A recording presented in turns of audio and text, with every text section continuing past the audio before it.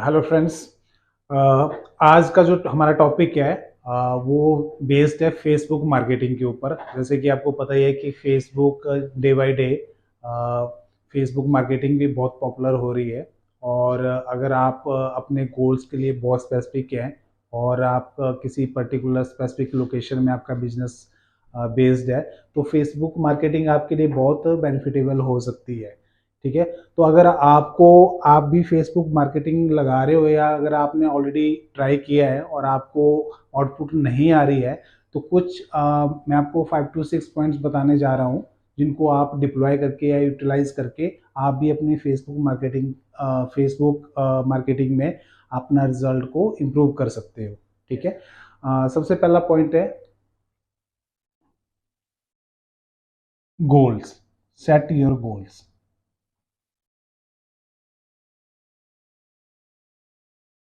Set your goals means है कि आप अपने बिजनेस के लिए सबसे पहले आपको क्या चाहिए। आपको लीड्स चाहिए, आपको पता होना चाहिए आपको डायरेक्ट कस्टमर चाहिए या आपको ट्रैफिक चाहिए किसी अपने लैंडिंग पेज पे।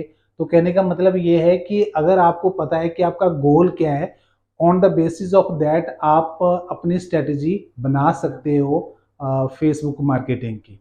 तो आपको पता होना चाहिए कि आपको क्या चाहिए। लीड्स चाहिए, सेल्स चाहिए, कन्वर्जन चाहिए, ट्रैफिक चाहिए। ठीक है। अगर आपने वो आइडेंटिफाई कर लिया है, then you can make your strategy.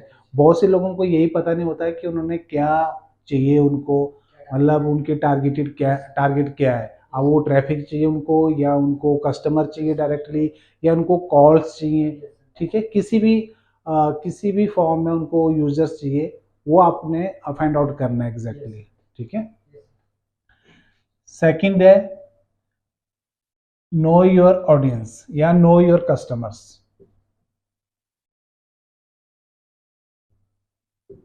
ठीक है।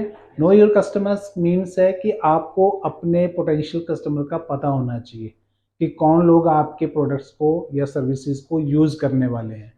ठीक है। मान लो मैं आपको एक छोटा सा एग्जांपल देता हूं कि मैं एक ऐड लगाने वाला हूं फेसबुक के ऊपर। ठीक है।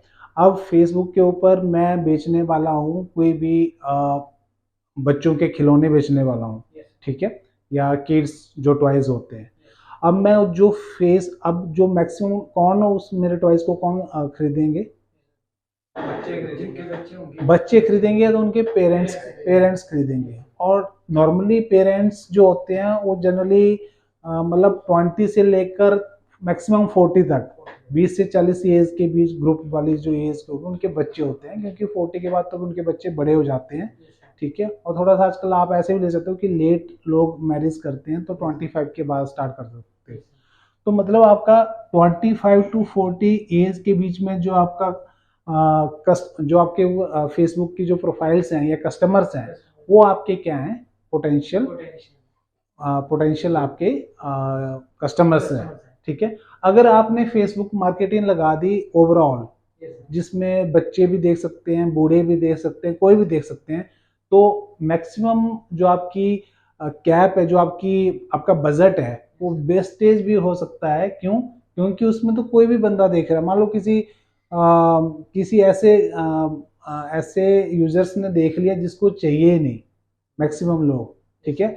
तो इस कैटेगरी में मैक्सिमम लोग आपके प्रोडक्ट्स को खरीदने वाले हैं।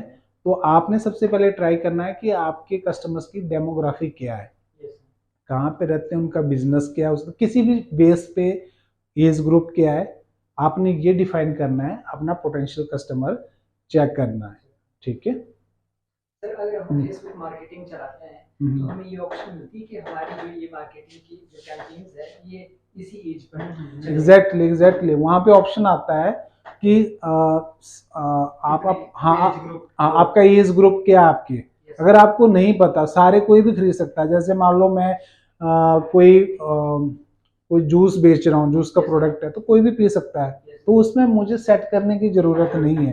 लेकिन कोई अगर जैसे कि अगर मेरा कोई प्रोडक्ट है जो फीमेल के लिए ही है या कोई मेंस के लिए है, तो मैं वहां पे जेंडर भी सिलेक्ट कर सकता हूँ। ठीक है। कि ये अगर मैं अब मान लो मेरा प्रोडक्ट है, मैंने उसमें जेंडर सिलेक्ट किया, तो ज़्यादा चांसेस है कि वो ज़्यादा ओरिएंटेड है।